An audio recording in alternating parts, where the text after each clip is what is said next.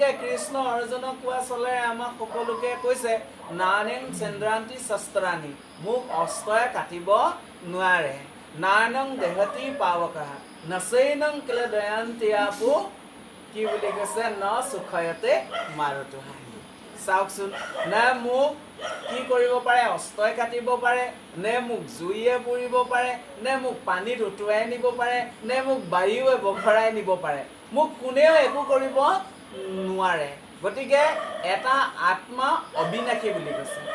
যে এই অবিনাশী আত্মা তত্ত্বটোৰ কথা বুজিবৰ কাৰণে আমি কি কৰিছোঁ, ভাগৱতৰ ওচৰলৈকে আহিছোঁ।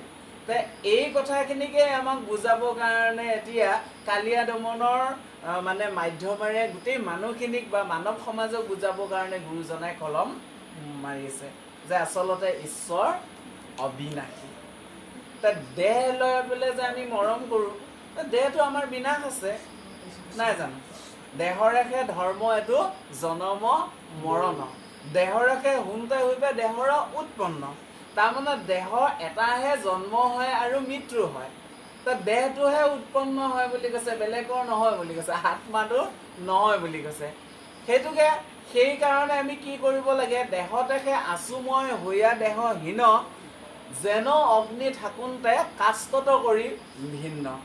যে কৃষ্ণই অৰ্জুনক কৈছে বোলে হে অৰ্জুন, মই দেহৰ মাজত কেনেকৈ আছো তুমি জানানে? বোলে কেনেকৈ আছো? মহামুনি শুকদেৱেও মহাৰাজ পৰীক্ষিতক কৈছে বোলে হে মহাৰাজ পৰীক্ষিত, মই দেহৰ মাজত কেনেকৈ আছো? তেনেকৈ দেহতে আছো মই হৈয়া দেহহীন, দেহৰ মাজত আছো, কিন্তু মই দেহটোও নহওঁ বুলি কৈছে। যেন অগ্নি থাকোঁতে কাষ্কত কৰি ভিন্ন, যেনেকৈ লোহাৰডালত অগ্নি আছে কিন্তু সি সেই লোহাৰডালৰ পৰা সদায় ভিন্ন হৈ থাকে। আমি জুইত যেতিয়া লোহাৰডাল সোমাই দিওঁ, জুই তাপ ধৰিব নে নধৰিব? কিন্তু অলপ পিছত যেতিয়া আনি পেলাই আপুনি আঁতৰাই থৈ দিব, তাৰ পৰা জুই আপোনা আপুনিকৈ আঁতৰি গুচি যাবগৈ। ঠিক তেনেকৈ আমাৰ দেহৰ ভিতৰত চৈতন্য শক্তিটো আছে, কিন্তু সেই শক্তিটো দেহ নহয় বুলি কৈছে, সেইটো আত্মা বুলি কৈছে। আৰু সেই আত্মাটো কি বুলি কৈছে? আত্মা ৰাম বুলি কৈছে। যিটো আমাৰ সকলোৰে দেহৰ ভিতৰৰ মাজৰ যিটো চেতনাৰ শক্তি, সেইটোক আত্মাৰাম বুলি কৈছে। তাক মহাপুৰুষ মাধৱদেৱৰ ভাষাৰে কি বুলি কৈছে? অব্যক্ত ঈশ্বৰ হৰি কি মতে পুজিবা তাংক ব্যাপকত কিবা বিসৰ্জন, এটা মন্ত্ৰ মূৰ্তি সৈন্য কেন মতে চিন্তি বাহা, ৰাম বুলি শুদ্ধ কৰা মন। এতিয়া ভগৱানজন কেনেকুৱা মহাপুৰুষ মাধৱদেৱে ব্যাখ্যা কৰিবলৈ দেখুৱাব বিচাৰিছে অব্যক্ত, অৰ্থাৎ যাক ব্যক্ত কৰি শেষ কৰিব পৰা নাযায়। কি মতে পুজিব, কেনেকৈ তোমাৰ পূজা কৰিম, যাক মূৰ্তিয়ে নাই বুলি কৈছে, মূৰ্তি শূন্য বুলি কৈছে, তোমাৰ মূৰ্তি শূন্য।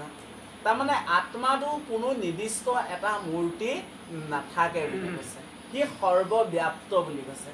গতিকে এই সৰ্বব্যাপ্ত সনাতন শাশ্বত ঈশ্বৰজনৰ কোনো মূৰ্তি নাথাকে, আৰু তাকেই কি বুলি কৈছে? ৰাম বুলি কৈছে। সেইটো মই ৰাম বুলি কৈছে।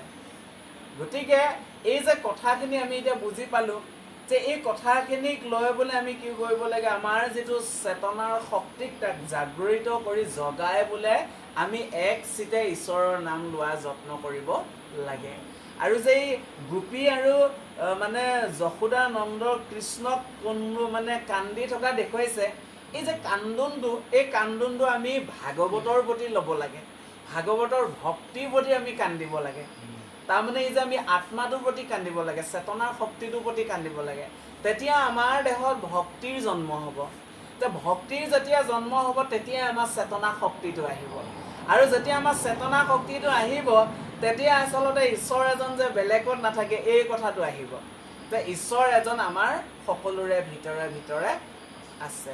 তেতিয়া আমি মৰাক লৈ পেলাই কান্দি থকাৰ প্ৰয়োজন নাই। কিন্তু আমি যেতিয়ালৈকে মৰি থাকিম, তেতিয়া কিন্তু আমি মৰাক লৈ পেলাই কান্দি থাকিম। তাৰমানে মই জনাই নাই যে ময়ো মৰি আছোঁ, তেওঁ মৰি আছে। তাৰমানে কোনে কাক লৈ পেলাই কান্দে? মৰাইহে মৰাক লৈ পেলাই কান্দে, হয়নে?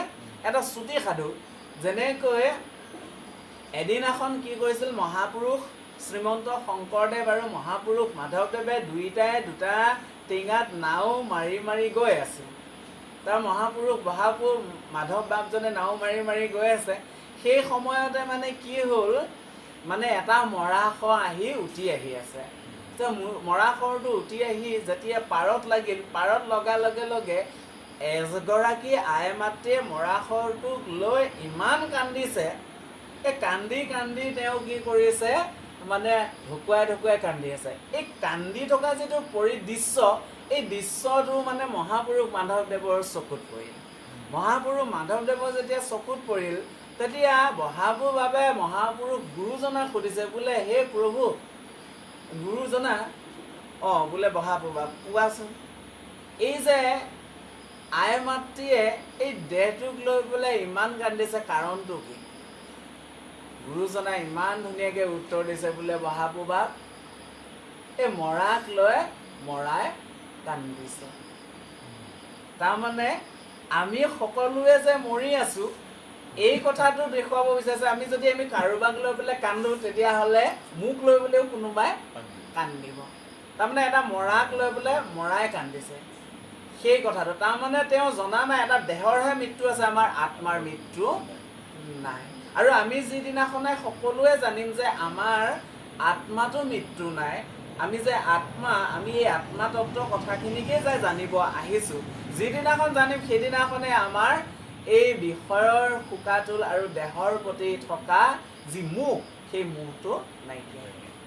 এতিয়া আমি এটা মাছৰ দৰে বন্দী হৈ আছোঁ বুলি কৈছে, যেন মৎস্য বন্দী সূতাৰ জালে মোহৰ মধ্যে বন্দী মনুষ্য নৰে, অৰ্থাৎ মানুহবিলাকে